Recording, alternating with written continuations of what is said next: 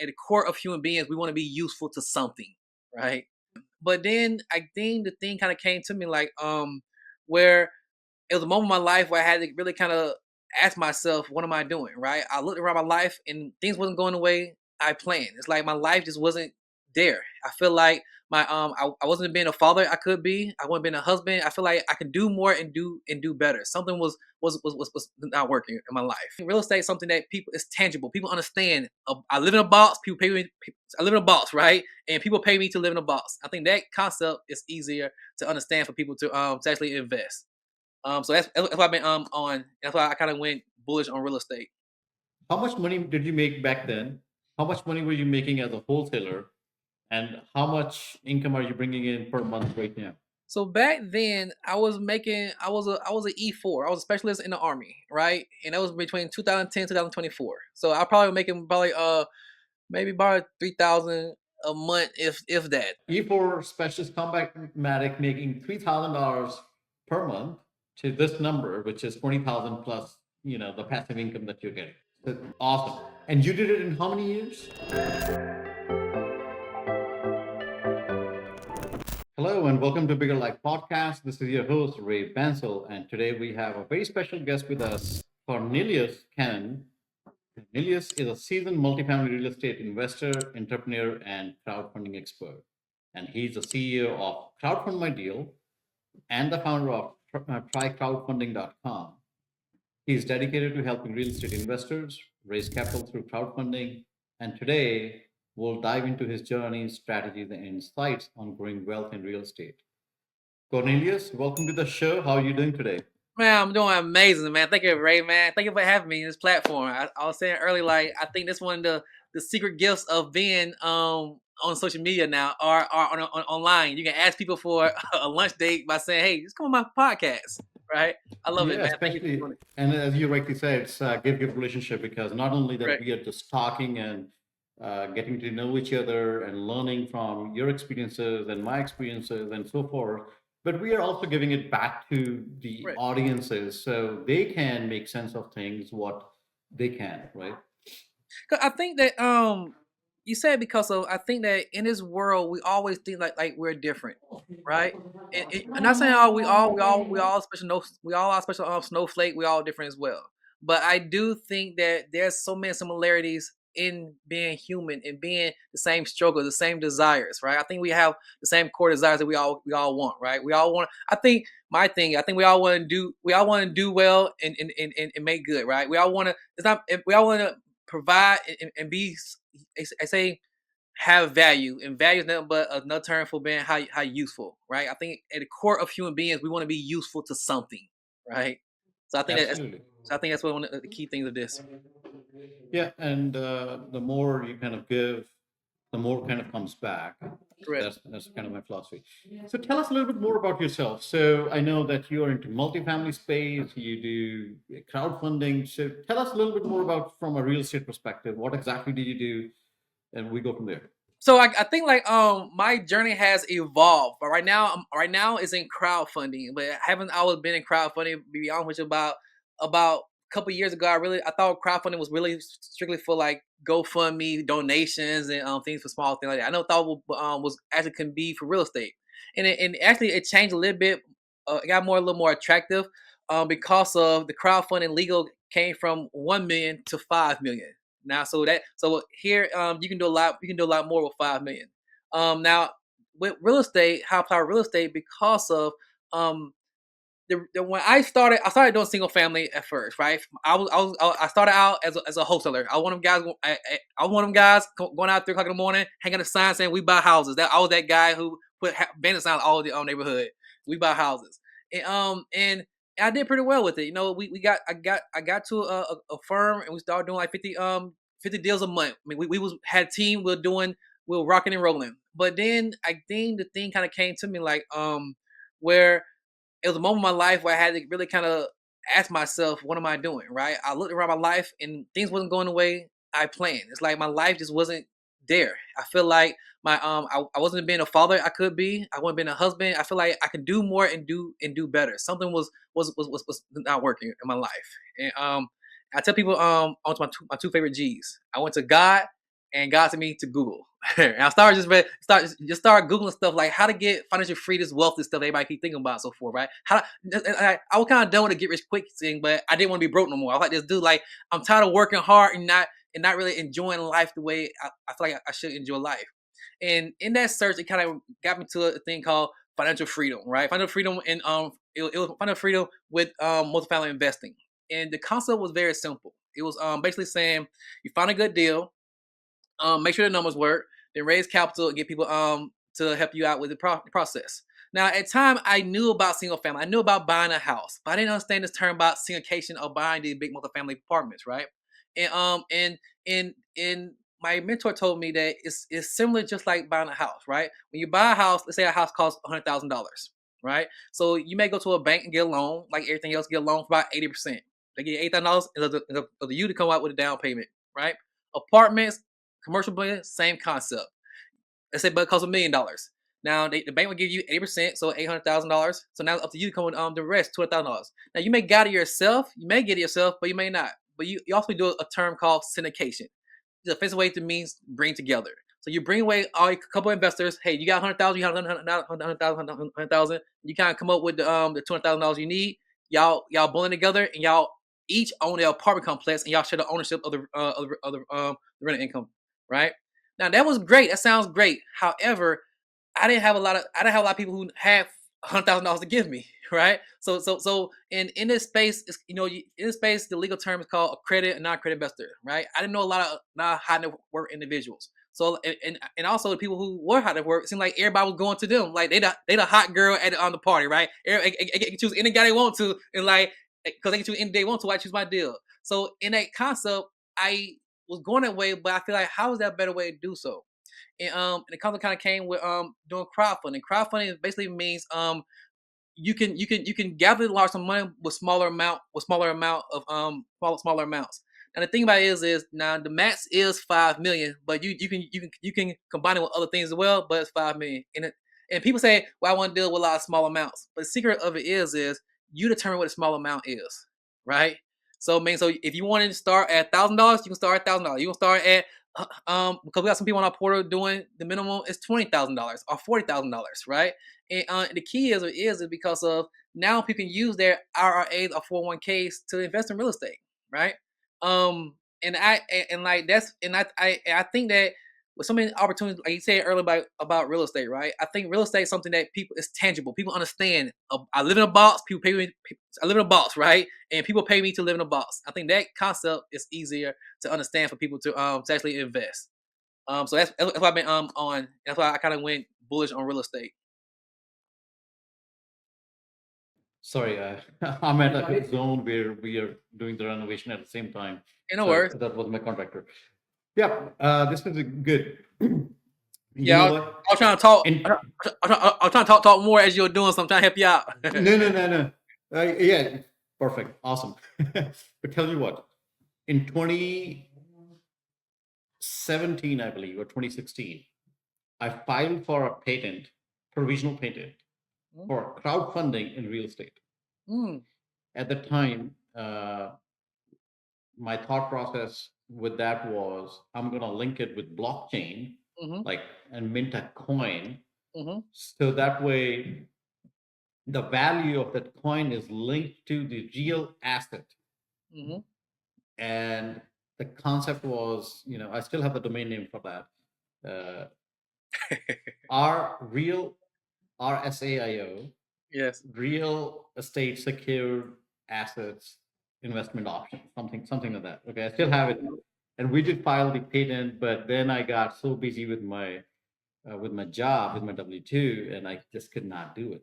Yes. But essentially, the idea was the same, where anybody, you got a dollar, you can invest with a dollar, Mm-hmm. and so the whole gambit of it. So kudos to you, man. Yeah. I love it that you have this crowdfunding going on, because I see the syndication, but you're right. I mean, not everybody has $10,000, $20,000, $60,000. I mean, you want to open this thing to the masses, and you can only attract masses just like stocks. And what changed my mind was in those days, like these companies like Rocket, what is it called? Like for investing in stocks, that there is a company where you can invest like fractional Oh shares. yes, yes, yes. Yeah, correct. You So kind of yeah, like, like even like coming like Fundrise, right? They but Fundrise is still has like a lock-in period of like 3 years or whatever. yes, okay. So, but this was more, I was thinking, okay, if stocks can do it, like we're like say Berkshire class, I forgot, but it's like $100,000 stock. Mhm. But with like a dollar, you can still buy like fraction of it, right? Correct, So correct, if you can do correct, it with the stocks, why not with the real estate? correct, correct. This is awesome, man. So, what is the minimum in with your crowdfunding? So the thing about it is I am a portal owner. So I am the one who actually help investors bring their because you I so you need in order to crowdfund you have to have a portal like so we're at a portal so we help people bring their deals to our portal and what it is on our portal we have people the issuer the person raising capital they decide how much minimum they want to sell right? If they want to sell 5,000, because we got some people on our portal at 5,000, some people on our portal at 100,000, right? So you decide. We don't get we don't I say we get involved. We actually it's on you, the issuer, to decide your minimum for your deal because it's your deal essentially. We just help you. We help you facilitate, get the people together, And operate do it all. you, on your portal, do you have like the issuer go through the regulations side of things, Correct. or do you do the regulation side of the things? So I'm part owner of Crowdfund My Deal. I joint venture with two attorneys. So we don't do any legal work, but we do direct you to legal to get the legal side done, if you will. Okay. So if let's say I bring in a deal, Mhm. let's say it's $500,000, right? Okay. Okay. It's a single family home or whatever, doesn't matter. It could be multifamily, but it's a real estate investment, $500,000. And I say, you know what, I would love to raise some crowdfunding money on this thing. Mhm. And I kind of log into your portal and say, this is my deal. So how do I go about that? I don't know nothing about Correct. regulations or Correct. whatever. No worries at all. So So walk me through. So there's three things you really need in order to pull a crowdfunding portal, crowdfunding operating tools off when you're doing with investing. Okay, first thing you need is a portal. We are a portal because you need a fair approved portal. That's us. You would need a legal document saying that hey, I can raise capital from anybody, right? And that's called a Form C. The Form C is a legal document that you have. Now you can go through our terms to get it, or you can go through one of the options that we give you on our site, right? And in that Form C, you would need an audit, right? And usually what happens in real estate, usually real estate, especially like rental property, we have one company that own one asset, right? So even that company is empty, it still need an audit because they hey, this is the financials. Like so that way that people who invest can understand what they're investing in. Because as you understand, it's not more so it's a business people investing in. It's a person who's running the business that determines how well a deal does. So legally they have to so yeah expose that before they invest. I want to see the financials. I want to see who run the company right before I invest. So that's the thing that you need to do. So those three things: the portal, us, the financial document called the Form C. Inside the Form C is the audit. So it's those two things kind of go together. Okay.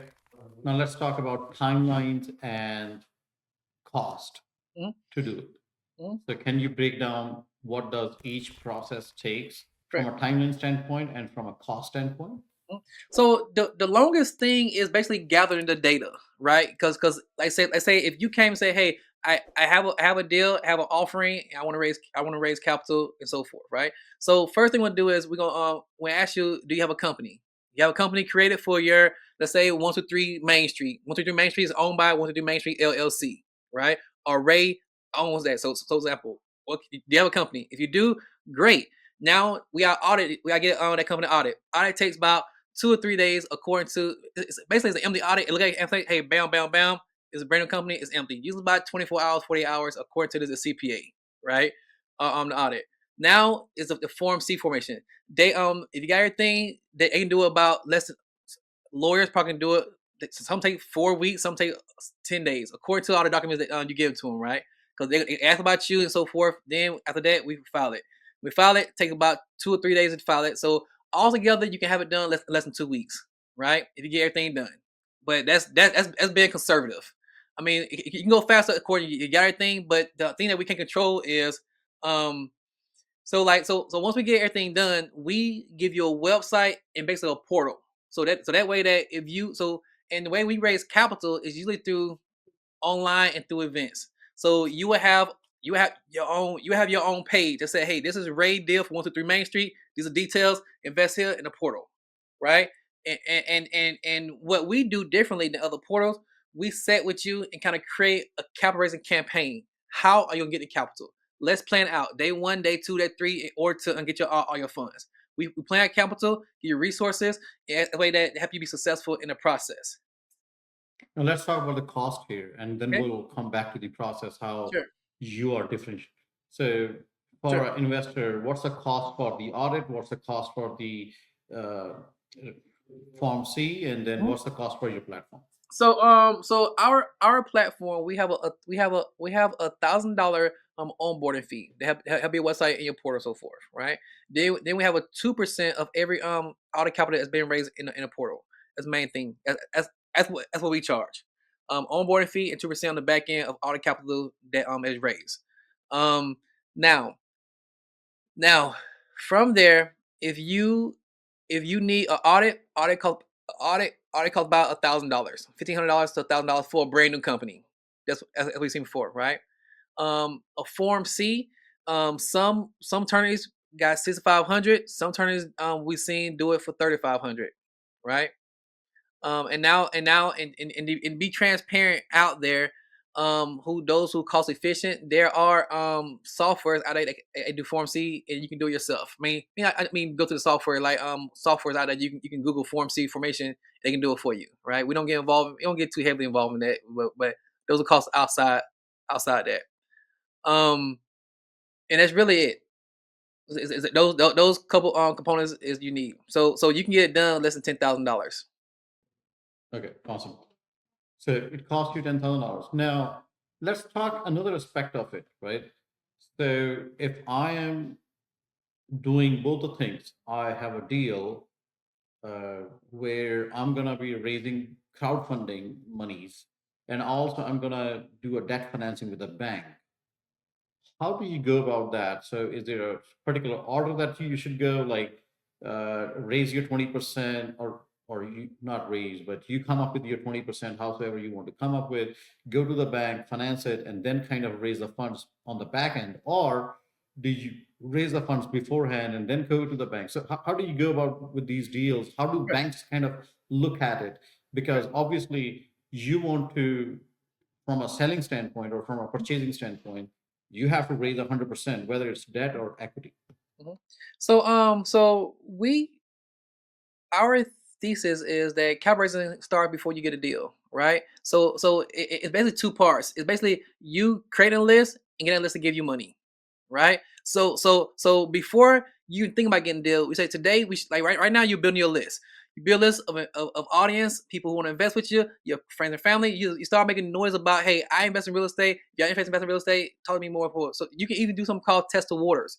This deal, this deal I'm looking at, this is my deal that I'm thinking about doing. If y'all interested, hop on a phone call with me. Let's talk more about it, right? Before you get the deal on contract. So you're building interest about as well, right? We call it the ask formula, right? You ask them, you attract investors, see what they want to invest in, then go shopping for what they want, right? So first you get it and so forth. So now you have the idea of the capital that you can get and what they want and what you can. So now you have an idea. Now, if you get your deal, I always say go for the cheapest money out there, right? Usually debt finance, using the bank financing is long term and it's cheaper sometimes, right? Less interest rate. Equity is more cost. You can do crowdfunding for debt, but however, people probably want a higher return because why invest in you if it was a stock market? That's what they comparing you to, right? So usually equity costs more. So the idea of it is go ahead and start getting interest so forth, build your audience so forth, right? Get interest so forth. Then when you get the deal on the contract, go get your debt financing first, right? So now you got that in place. That's a major portion now. Now the equity you have here, now say, hey people, the deal I got a contract, I got it on contract. This is what you asked for. These are my terms. Do you want to join me? on this process, and then it fill the rest up. So I mean, so usually I say it worked best for the equity portion of it, and according to what you want to give your investors. That makes Yeah, sense. but how makes sense. But how do lenders kind of look at it? Because usually when I'm doing a DSCR loan, uh, it's like so far I have not raised any money. Mhm. But if I need to keep growing, at some point I need to raise money, right? Yeah. So in the capital stack, in the capital stack about how the order of operation so forth, your lender is always in primary. In this case, your lender is always primary, right? Yeah. If you borrow money from your cousin, your brother, and so forth, they're not really concerned about that because it don't fit their loan. So it fits in that category. The category of if they foreclose, they come first, and everybody else at loss. So in the order of precedence, it's not it doesn't supersede the bank loan. So they're not really worried about they don't worry about if it changes ownership, or they worry about if it takes them out of them getting paid. And changing ownership is where I'm going because anytime I'm raising equity, Mhm. that's kind of changing the ownership. Usually you once again usually when in my experience with real estate, like you have the LLC is owning the property, right? And the LLC is still the owner, right? You may have a tenant in common, have a joint venture with the crowdfunding where you have two owners, but however the ownership is never leaving you; it's still tied to you or the person operating the deal.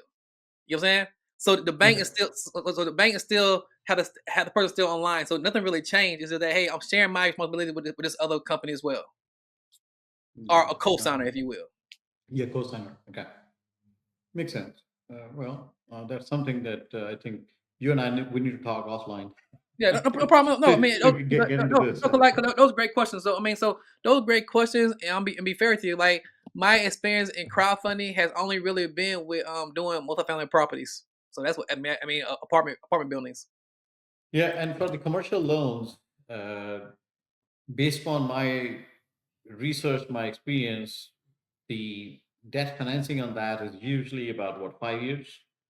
So Versus we yeah, spend 30 years on yeah, the yeah, single correct. family. Yeah, usually, so even with that said, yes, usually that financing is usually by 4 or 5 years. That's why syndications usually last between 3 or 5 years, right? If you got 15, usually like it's maybe interest only, so forth. Make that money, sell, and get out and do it again, right? So it's always changing hands. Yeah, yeah. So tell me about your multifamily experience. How many units you got? What kind of units you have? What's your market?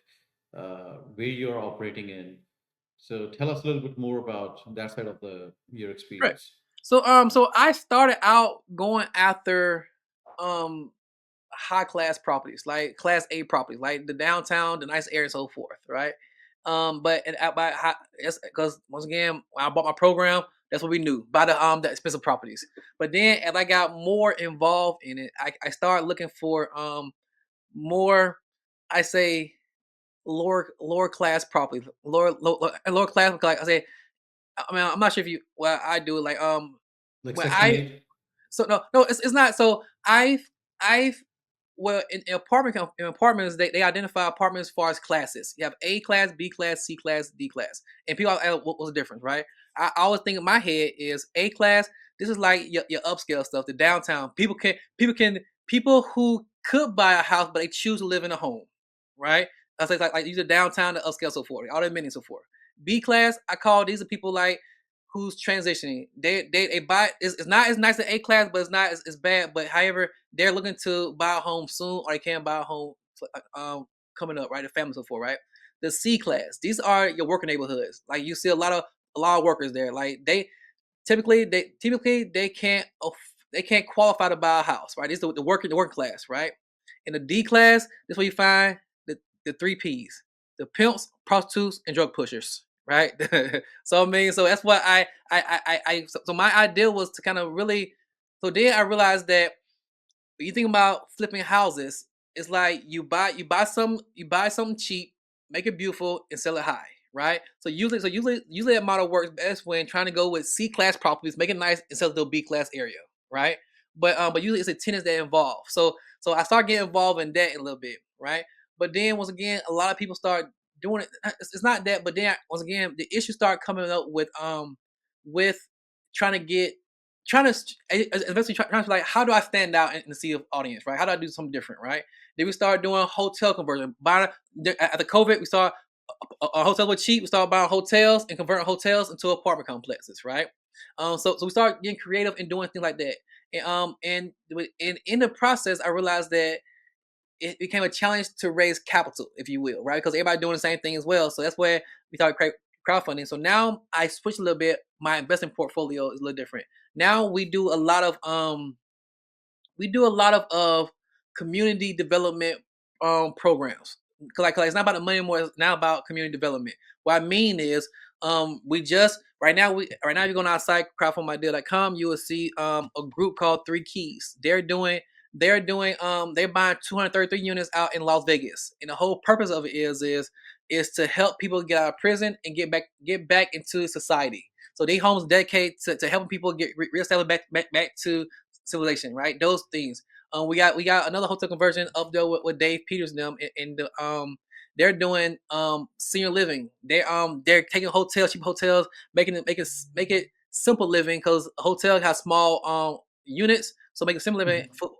for seniors, so forth, or people who need to scale down. So these community development projects has got me more involved. So the unit count that I have, um, it's kind of funny. It's kind of a funny question because of because of I'm involved in a lot. Of, I'm involved in a lot of. I'm involved in a lot of things. But like so someone when I first started, I was a passive investor, right? I was investing in people who have portfolios, like 10,000 unit portfolio, right? You invest some money into it. Now you part ownership in 10,000 portfolio, right? Yes, you may have 10,000 property, but the question is how much of my money comes to your bank account, right? And that's why I would chase. When I first started, I was chasing those opportunities. How can I get my number bigger, bigger, bigger, bigger, bigger? I realized is that's that's not the glit, right? To have all these properties on your portfolio, but none of them, but however you're making less money. So now I'm focused on getting more so I invest three different ways, right? My personal thing. I invest one for my cash influx, right? I buy stuff, flip and so forth. The money, if you move your feet, you don't eat. So the money come in, come out, right? My job, right? Do that, right? My middle is cash flow, right? This thing I keep long term. I try to buy stuff, hold it, maybe syndicate so forth, reinvest it or get refinanced, get my investors out of it. That way I hold it long term, not own it, right? And the other thing is basically cash appreciation. When cash go up, take the equity out and buy more cash flowing properties, right? So that's my three things. So I focus on how can I get more. How can I get more of less? So if I get less, I can buy stuff that I own outright because of that's my internal for my family and my I create that in wealth, right? Um, Absolutely. I mean, that makes total sense. And talking about those numbers into those three buckets, the reason I always ask numbers is because that's what kind of gets the audiences interested. you can measure, yeah. Yeah, you measure it up to understand uh, how did you get there in what amount of time. And of course, Mhm, there's always like people always see the success side of the thing, but then mhm. there's always the hard work. And that's something that either they need to reach out to you to understand and get your mentorship to say, okay, I'm interested to do this thing. Yeah. So But I so yep, one thing. can you Okay. put those numbers into those three buckets? Correct. So my personal portfolio right now I'm at 144 units that I'm out right now, right? But however, passive investment, far as syndication and cash flow and so forth, I don't know those numbers because I just did some opportunities. And I think that the best bet is using like the best thing of it is and my thing is helping somebody else with their goals, right? I think we all can raise capital because of capital is basically getting exposed to somebody else's deal, right? If you build your audience, talk to people, say, hey, what you invest in, and see somebody else's deal that investment like, say, hey man, can I be part of your deal? I can add more value as well, but also I can bring some investors with me as well, right? When you do that a couple of times, you start getting exposure, you start getting more deals, and you start understanding, get more confident in yourself. Then you're able to do it as well.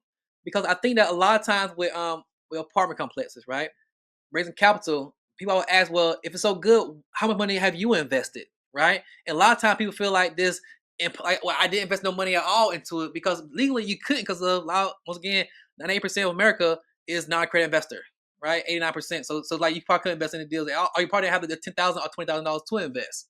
So, but now if you invest in a crowdfunding, you say, yes, I invested as well. I feel confident that I'm invested as well. I think that you said earlier, like it's like crack, but I think that we all want to be passive investor. We all want to put $1 in, get $2 back out, and just sit back and relax, right? We all want that. So I think that doing that third bucket by getting there is by helping somebody else out on their deal, then get that income and start using the same system for your own stuff. I love this story. So let's take it like a step back, right? So you started as a wholesaler. Hmm. Now you have 144 units that you own outright. Hmm. And then you're also invested into other deals and syndications and whatnots. Hmm. So before you started doing wholesaling, what was your career then? What were you doing at the time? Be Because honest I'm with going to you, ask you a question after that. no, no. Be honest with before I was got involved wholesaling. I was a medic in the army. My goal was on path. I had my I have a degree in computer engineering. But my goal was to be a doctor with computer engineering.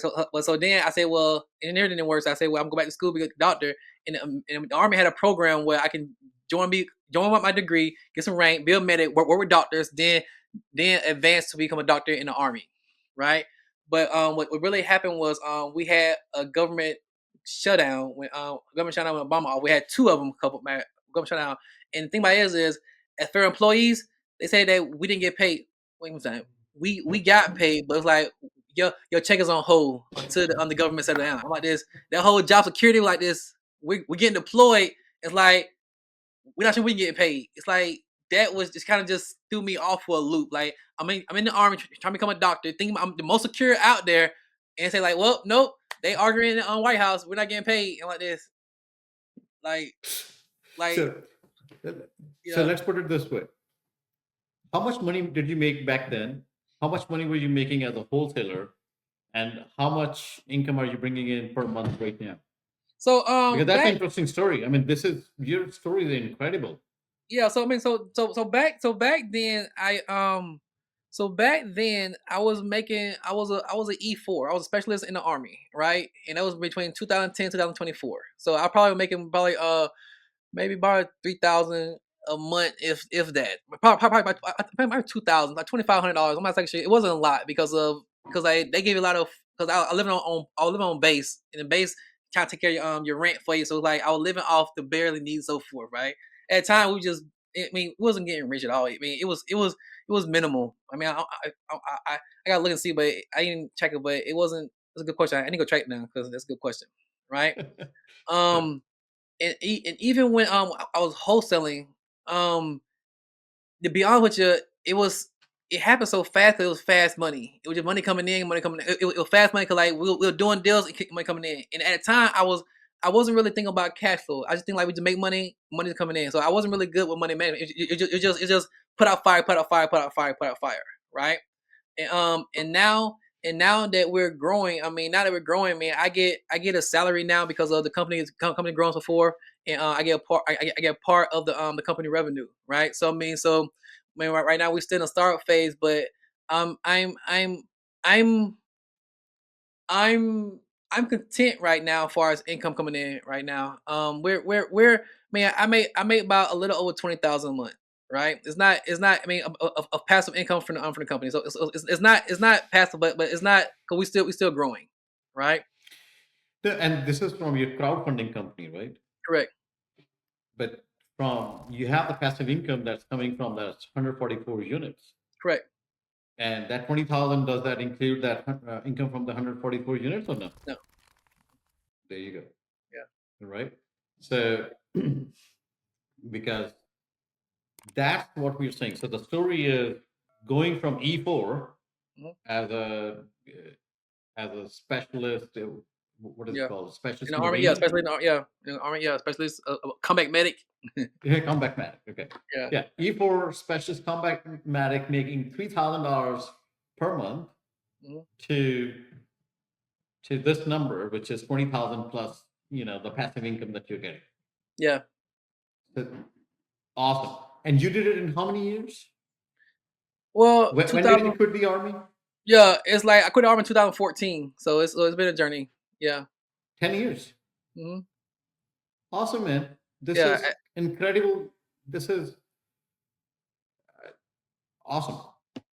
Thank you, man. I never really No, thought. I never no, because I never thought to sit back and actually analyze it. I know when you got your head down just running. I really don't sit back and like, look back and see where you came from. I think that's one of the things about. it's important to understand. See, if you start off as a billionaire Mhm. and multi-billionaire, and let's say you start off like with 500 billion, and now you have 300 billion, you're still a billionaire. Yeah, yeah. but what is your addition to the world and to yourself? Nothing negative, whatever that Hmm. is. Hmm. But when you think about where you started from and then where you are today, and you think about, see, it's not just about making money, because when you're making money, it also means that you're providing income, employment, opportunities to so many other people. You're changing so many other people's lives. You're not just changing your life, you're changing so many other people's life that are involved with you. That's how I think about entrepreneurship. That's It's true. my. It's true. It's true. It's true. Yeah. I think that that's the key of economy, right? Because of we create like we the one who actually create the jobs, right? We the one who Yeah. actually create the opportunities to grow. Yeah. I truly believe that. Yeah. So from being an employee to being an employer, where Yeah. you're being like, hey, I need a job and I need a job security, to providing jobs and job security to, like you said, like 50 plus people at the time, as a wholesaler. And now, like, this is what where you want to be. Yeah. No, I appreciate that. Thank you, man. This is a great story that you have been doing Thank you for having me. Thank you. for Thank you for bringing yourself. it out. Bringing it out because I never thought of it that way. See, that's my role as a host to Yeah. to, To bring it think, out. to make you think as My well. job. Get my job done. Job check. That's funny. Yeah, no. So let's talk about crowdfunding. So in your platform, so typically how many deals do you see that you guys are processing each month? So I mean, so we're right now we're at five right now. Like for example, like we just getting started, right? We just getting started, getting some changes and so forth. Um, I think that what one thing that we had in our situation was we had to really find. I guess in every company we had to really fine tune who we are and what we do best. And I think that because of with crowdfunding, it was so it's so open and so like 5 million like with these syndication deals, they apartment may cost 20 million, right? So 5 million make a small dent in it. Some cost a lot more, right? However, 5 million can do a lot for a new startup business, Yeah. right? So I mean, so a lot of crowdfunding portals try to go after the startup business and so forth. And I think that that's where the challenge kind of come in. Like we kind of made a pivot to say we gonna stick to real estate and be the one to our goal is to be one of the biggest crowdfunding real estate portals out there, platforms out there. So that's our goal right now. So that's what we kind of revisit and kind of recommitted ourselves to growing our crowdfunding portal for real estate. Who are your competitors in that space? Right. So our main competitor in this space is more so about the concept of raising capital through crowdfunding. It's trying to get people to believe that crowdfunding can be done for real estate. That's our biggest competition because of right now, usually people use fallacies B. I mean, legally terms, syndication. You do syndication. Fallacies B. Usually, B mean my buddies. That means that I only can tell my buddies can invest in my deal. I can tell everybody, but I can tell everybody, but only my buddies can invest in my deal, right? In red, a fallacy C is a regulation that allows you can tell everybody, but only the accredited investors can invest, right? So these are two things that people are going through right now. So that's our competition primarily. It's to get people to understand, hey, there's another option. Try crowdfunding. Try crowdfunding with a faucet C if you need to add more money, right? So that's our competition is basically getting people to understand that they can do that. There's another vehicle out there of raising capital. Hold on. Form B, you can not advertise, but you can raise monies from anybody, basically non-accredited investors, right? Yeah. So if I was That's B, regulation B. yeah, B. So B for buddies. Yep. Yeah, B for buddies. And then C is for like, hey, I'm doing, you know, you can advertise. However, you can only raise funding Accredited. uh, from accredited. Okay, Hmm. but a lot of people, as you and I, we were talking about, like 90% of the population is not accredited. Correct. Then how are you advertising like with Form C and still raising money from non-accredited investors? So usually what people have doing with 506B, right? 506B, people are trying to get a family and friends involved, or going their little coaching groups, their community and so forth, and say, hey man, I got a deal, talk to me so forth about a deal, right? Or they build a list up, build a list, remember I said build a list, like do a podcast or do events, build a list up in the meantime. They say, hey, you're my list now. I have a deal, let's talk as well, right? Trying to do it behind closed doors, right? If that doesn't work, they try to get everybody in. Then at a certain period of time, they try to switch to 506C. They try to raise capital among everybody else, right? That's what people have been. So that's kind of like the plan people do right now. They do 506B, 506 R, 506C, and tell everybody, but hope like try to get hope that be triggered down, or try to do it and switch at the last minute, right? That's the way people are doing it currently right now. Or they doing joint venture, but once again, you gotta find one person with a lot of money to come at you at one time, right? Mhm. But how So is your platform helping? Like, let's say I'm non-accredited investor, mhm, and somehow I find your platform, mhm, and I say, okay, I have $2,000 to invest from my IRA or whatever, mhm, and I would like to take part into this. mhm. Technically, that's advertisement because I'm not buddies with anybody. Let's put it this way, Great. and I'm non-accredited. So how do I participate into that? So on those things you can't, but on however with crowdfunding, you don't have to know people, right? It can be complete strangers. So what we do is we have events that we try to tie you to. Like one of our events is called like Pitch Your Deal Live, where investors go in there and pitch their deal to our audience, and so forth. And you get a chance, and the audience get a chance to basically teach them how to evaluate deals, and like deal they can join as well, and say, hey, these are deals that been pitching in the last couple of weeks or months, so forth. So it teach you. So we go through. So we build a community of educating investors about how to evaluate deals, and that way that you can choose which deal work best for you, because every deal is done different. Our investment is my was good for me, might not be good for you, and what's good for you might be good for me, right? We all have our different preference, our appetite for what's truly a deal is, right? So I think Yeah, that no, sure, but I'm trying to understand it from a legal regulation or section, okay, standpoint. How are these like crowdfunding? Is crowdfunding like a different section altogether? correct. So yeah, so correct. So when you deal with let's talk about legal stuff, right? You have Reg A, Reg D, and Reg CF, right? Hmm. So Reg A is everybody.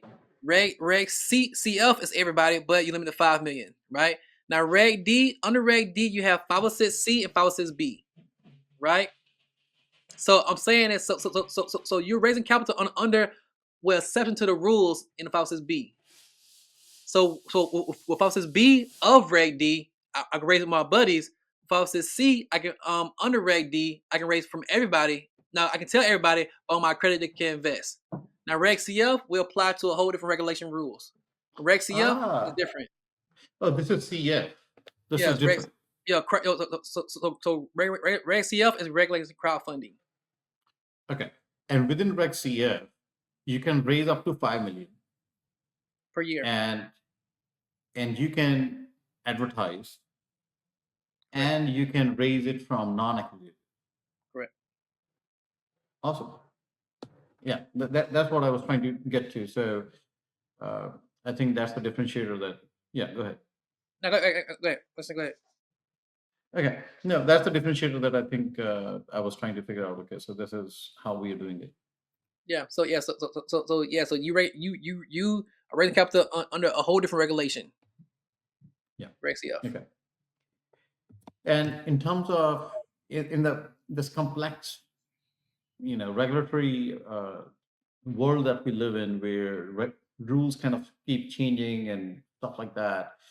Who takes the ownership of this regulatory side of the things? Does your portal take the ownership of that after I bring the deal to you, or is it still my responsibility to keep tabs on any new regulations or whatever that might impact my deals? Well, we are a federal approval portal, right? So we had to get our regulation, and we get reviewed on a regular basis. We put it that way. I'm not sure what time frame it is, but we get reviewed constantly, ain't constantly, but a good amount of time about it. Make sure we're compliant. So we have our own rules to do it, and also the money comes in. We also have a third party broker dealer that handle our escrow, right, behind our scenes, behind our door. Now, when you raise capital, your regulation applies to when you raise capital. You will have a official document, Form C, filed with the SEC. Your Form C is saying, "Hey, I am legally, under these terms, I have the permission to raise capital under these terms here." That's filed with the SEC. That protects you from raising capital under those terms. Form C or Form CF? So it's called a Form C when you're doing crowdfunding. When you're dealing with Reg D, I mean when you're dealing with the other reg capital, it's called PPM, a private placement memorandum. But however, when you're dealing with Reg CF crowdfunding, it's called a Form C. Hmm. Okay. It's completely different lingo. Okay. Yeah, I'm familiar yeah, with the other side of the thing, so okay. Got yeah. it. It's basically nothing but a website on the SEC website. They kind of tell you everything that's going on with your company. All your stuff is there for people to view. Got it. So Form C. So yeah. So timing is always critical, like and things are changing, the market is changing. There's and it's not changing right now, it has always been changing, whether it's this direction or that direction. And in this market, what is in your buy box right now as we speak? My buy box is right now as we speak is so this is my thing. I think that we're going bullish on distressed properties, people who got bad loans. Because of I think that's the easier entry to get quality properties and so forth. And I think that real estate is going to. This is my thesis. I think real estate is going to be a strong asset later on as especially now as we experience more with AI, taking jobs so forth. I think that gonna be more people without jobs and they're gonna need a place to stay. And I think what's gonna happen is I think the government gonna step in and maybe try to subsidize lending. I mean, subsidize the housing, and they're gonna need a place to take care of people. And real estate gonna be the answer for them. So I think real estate is gonna be a safe vehicle in the future, a safer vehicle. I hate that. I hate to say safe, but I'm saying I think that it's gonna be a asset that people who own it are gonna be very very valuable. Yeah, that's your friend that came in, right? Safe to safer. Yeah, I mean, yeah, because it's like a safer. It's not it's safe. You say oh safe. No, I mean safer, right? So No, just joking. Yeah, you're right. I believe the same way, because it doesn't matter what happens, people still need place to live. I don't think there's any substitute for that just yet. Maybe down the yeah, line there is one, but at least for now. yeah. And I think because even we're seeing people like apartments, they chop up rooms so forth. They make more dwelling in one box. I think people don't build to rent, so I think that it's gonna happen. But it's just I think people all need a place to stay. Yeah. Yeah. How do you manage risk in your real estate business, especially when markets are volatile right now? So, I look at a couple things, like a couple things. I also look at the opportunity, right? Is going on. The market is one thing, but also I look at the team experience, right? Because many times you can have a good deal, led by a bad person, and it didn't go south fast, right? But also you can have a bad deal with a good right team can make a deal better. So usually, I'm usually trying to deal with the people who actually running the show, because I'm at a point now that I look for opportunities that I don't know what I don't know, if you will, right? And like you said, like we all constantly learning certain things every day because of, and I'm willing to accept that I don't know certain things, but I enjoy the ability of somebody to feel confident and teach me something that I knew, some- something new, be good at that area. Um, and so I look a lot upon the team and their vision.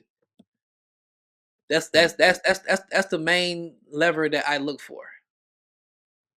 What an incredible experience, man. Your journey is so inspiring. It's really inspiring. Now, for anybody who's willing to learn more about you or crowdfunding and they would like to connect with you, what's the best way that they can reach out to you? The best way is to go to trycrowdfunding.com. That's TRY crowdfunding.com. You will see you can see our events, you can see our challenges that we have, raise your crowdfund your first million challenge that we have, help you raise capital. Um or join our community as well. So you can do all that from trycrowdfunding.com. Cornelius, thank you so much for being on the show today. You have dropped a ton of knowledge on us, and I know our audience will take a lot from this episode, and especially learning from the crowdfunding side of the things. You know, the crowdfunding CEF is a new way to go about it, where you can invest or raise funds as little as whatever, right? Mhm. So that's a new way of doing things. So we thank you for that, for sharing that with our listeners. Thank you, sir. Thank you so much for having me. Thank you. Absolutely. And to all our listeners, thank you for tuning in. We'll catch you next time on Bigger Life Podcast. Until then, keep dreaming big and living better. Thank you.